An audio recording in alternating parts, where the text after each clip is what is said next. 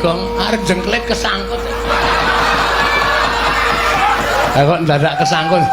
Kurang trampil aprei 5 dina. Ayo. Keprigel aku sudah iki. Waduh. Arep ngopo kowe maju? Arep mangsuli sinuwun Darawati. Bagong iki perkaraku. Iki ya perkaraku kowe bapak kowe. Kowe wong tuaku Pak. Rumangsane nyepelekke karo Semar. Semar ki bangun kayangan ora mung pisan iki. Semar ki bangun kayangan wis bola-bali. Biyen jaman Semar isih ngrekoso. Ha ta Pak? Panen dele. Bali panen dele tukokke cagak siji, nggo panggo bangun masjid kono, masjid kene, masjid kene. Sapa sing ora kepul tangan Budiro Semar? Ha ta Mir? Mbok Pak ngono, Mir wae. Ya. Aku mung arep bangun kayangane kok ana pepalange. Rumangsaku kok dumeh dikongkon Bathara Guru kok arepe terus menangan dhewe. Bagong kowe arep ngopo? Lho, arep nesu. Nesu karo sapa? Lho. Karo kowe. Kowe gelem ora tak nesoni? Aku ora ana perkara karo kowe ning karo bapakmu. Sinuwun. Amun kaya ngoten sinuwun. Sampeyan kok terus ajeng menggak karepane bapak lembangun kayangan. Bapak niki duwe niat apik lho. Wong duwe niat apik kok dibebeda, wong duwe niat apik kok diganggu. Arepe pripun kula nyuwun pirsa nyuwun pangapunten apa ya? Ora kaya ya omong ora jelas kok. Kula nyuwun pirsa karo sampean. Karepmu piye? Sir sampean pripun? Bapakmu kudu leren nggone bangun kayangan. Ora iso, wiwite urung kok leren. Ya Mario. Tenang malah bantu man. Pokoke aku iki karo bapak sayang, bahwa aku tresna karo bapak. Nganti aku dadi letkol kaya ngene iki nek ora saka bapak ora bakal iso kelakon. Letkol apa? Letkol Sukino. Ayo.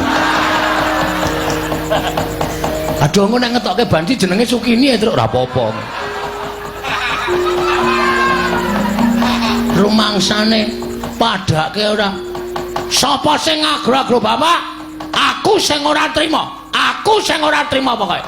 Nek sinuwun Darawati ajeng kepareng bebeda karepe bapak nek kudune lho. Kudune sampean niku bijaksana. Kudune sampean niku ngenggoni rasa rumangsa. Sampean karo bapak niku momong para Pandhawa. Nek Semar duwe gegayuhan, kudune nata Darawati niku nyengkuyung, ora kok malah bebeda. Tor niki lak dienggo kabecikane negara Ngamarta. Ora dienggo kabecikane bapak dhewe. Niki ora gegayuhane pribadine bapak. Ning bapak golekke anu dibantu reng golek anu. Kuwi kata-kata ya ora apal. Kabagyaning wong iki kabagyaning wong liya. Sing bapak dhewe wani ajar-ajar ya, Pak. Demi masyarakat karang kadempel. Lah negara Ngamarta. Lah kok sampean sing rumangsa dadi pujangganing para Pandhawa kok malah menggak karepe bapak ming perkara sampean manut karo Bathara Guru. Aku ngerti silsilahe. Kresna iki sapa? Kresna iki sing Sang Hyang Bathara Wisnu. Wisnu iki sapa? Wisnu anake Bathara Guru. Mula anak kudu manut karo bapak. Ning aku salah. Ora sak teruse wong tuwa ki bener. Ngono? Hei. Ja omong kok meneng wae ta iki? Nek bapakne ngakon bab sing ora apik, anak ki ngelekke, ngono lho. Dielekke, Pak, ngene iki ora apik. Ngene iki apike ngene, ngono. Ora kok ming sendika, Pak. Anak mbangun miturut dawuh bapakne, lek aku ngelek colongke telo, mangkat. Aku salah. Kok ngono kok? Semar bangun kayangan kok dumeh dikon karo bapakne Bathara Guru kok. Wisnu, Semar dipenggal aja bangun kayangan, mergo ngembari marang kayangan Suralaya.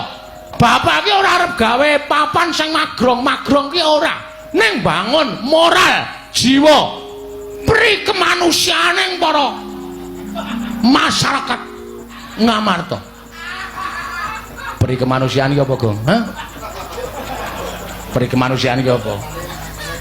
Ya ming manungsa ketemu peri.